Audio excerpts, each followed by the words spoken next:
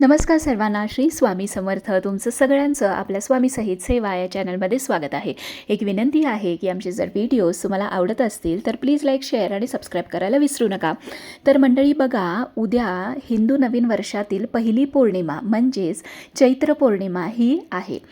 ही पौर्णिमा शनिवारी आली असून ह्या दिवशी हनुमान जन्मोत्सवसुद्धा आहे.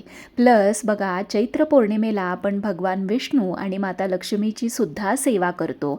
आपण सत्यनारायण करतो. चैत्र पौर्णिमा असल्याने आपण आपल्या कुलदेवीचे कुळाचारसुद्धा आपण या दिवशी करतो.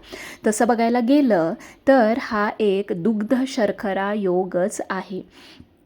तर ही संधी आपल्याला न सोडता आपण या दिवशी सेवा करायची आहे आणि आपल्याला त्यामुळे धन, सुख, समृद्धी, बल हे नक्की प्राप्त होईल.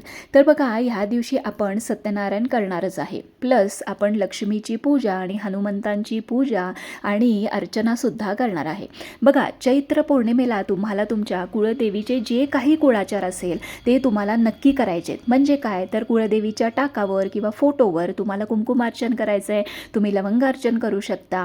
देवीची ओटी आजपर्यंत जर तुम्ही भरली नसेल तर देवीची ओटी तुम्ही भरू शकता किंवा एका सवाष्ण्याला बोलवून तुम्ही जेवायला घालू शकता किंवा संध्याकाळी त्यांना बोलवून हळद कुंकू लावून दूध साखरसुद्धा त्यांना देऊ शकता. बघा, ज्या घरात कुळदेवीचे जे कुळाचार आहेत ते केले जातात त्या घरात देवी आई कधीच काही कमी पडू देत नाही. त्याचप्रमाणे आपल्याला सत्यनारायणसुद्धा करायचं आहे आणि माता लक्ष्मीची सेवा करायची आहे. कवड्यांचं पूजन करायचं आहे. जर कुंचम असेल तर कुंचम भरून त्याची पूजा करायची आहे. त्याचप्रमाणे तुम्हाला श्री सुक्तांचं पठण करायचं आहे. महालक्ष्मी अष्टकमचं पाठ करायचे आहेत. दुर्गा सप्तशतीचा एक पाठ केला तरी चालेल किंवा सिद्धकुंजिका स्तोत्राचे 11 पाठ तुम्हाला या दिवशी करायचे आहे. या दिवशी भक्तिभावाने तुम्ही जर काही उपाय केले तर तुम्हाला त्याचा नक्कीच फायदा होईल. तर मंडळी, ह्याच दिवशी हनुमान जन्मोत्सवसुद्धा आहे आणि जर हनुमान जन्मोत्सव मंगळवारी किंवा शनिवारी आला तर त्याचे महत्त्व हे खूप पटीने वाढते. कारण हे दिवस मारुतीच्या उपासनेसाठी खूप विशेष दिवस मानले जातात. त्यामुळे तुम्हाला ह्या दिवशी हनुमंत पूजन किंवा मारुतीची पूजा संध्याकाळी मंदिरामध्ये जाऊन एक विडा अर्पण करणे, त्याच पद्धतीने तुम्ही तुमची इच्छा बोलून तो विडा अर्पण करू शकता. तुम्हाला त्यांना चणे फुटाण्याचा नैवेद्य किंवा चुरमाचे लाडू किंवा बुंदीचे लाडू किंवा केळी हा नैवेद्य तुम्ही अर्पण करू शकता. एक चमेलीचा तेलाचा दिवासुद्धा तुम्ही घरी देवाच्या समोर, देवघरासमोर किंवा मारुती मंदिरमध्ये तुम्ही लावू शकता. आता ह्या दिवशी बरीच लोक 11 मारुतीचं दर्शन घेण्याचा प्रयत्न करतात किंवा वर्षातनं एकदा ते हे नक्की करतात. तुम्हीसुद्धा जर तुमच्या गावामध्ये किंवा तुमच्या सिटीमध्ये जर जवळजवळ 11 मारुती असेल तर तुम्ही सकाळपासून रात्रीपर्यंत 11 मारुतीचे दर्शन तुम्हाला घ्यायचं आहे. कंटिन्यूस दर्शन घ्यायचं आहे, मध्ये घरी यायचं नाही आहे. पहिला मारुती सुरू केला की शेवटच्या मारुतीचं दर्शन होईपर्यंत तुम्हाला घरी परत जायचं नाही आहे आणि तुम्हाला प्रत्येक मारुतीच्या समोर तुम्हाला एक खेपा हनुमान चालीसा म्हणायची आहे. तुम्हाला कुठलाही प्रसाद पूर्ण 11 मारुती होईपर्यंत तुम्हाला खायचा नाही आहे.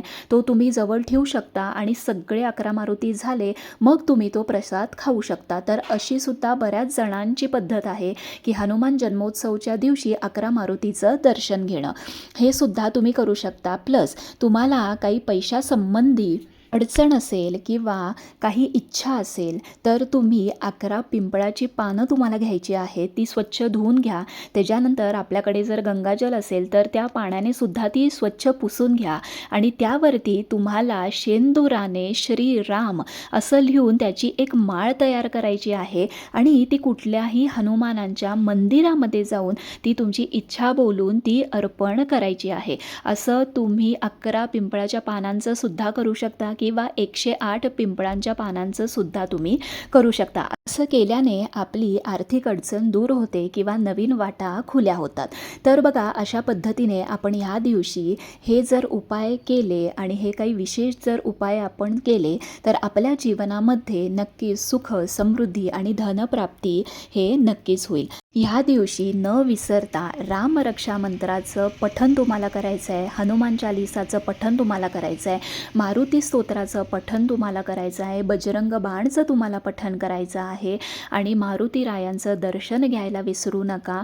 काही दान जर तुम्हाला करण्याची इच्छा असेल तर गोरगरिबांना दान करा. मंदिराबाहेर जे बसतात त्यांना तुम्ही दान करू शकता. आणि ह्या दिवसाला अत्यंत महत्त्व आहे कारण चैत्र पौर्णिमा आहे. भगवान विष्णूंची, माता लक्ष्मीची सेवा आपण करतो. प्लस या दिवशी हनुमान जन्मोत्सवसुद्धा आहे. त्यामुळे सगळ्या सेवा आपल्या परीने जेवढ्या जमेल तेवढ्या नक्की करा. आणि काही प्रश्न असतील तर कमेंट बॉक्समध्ये नक्की विचारा.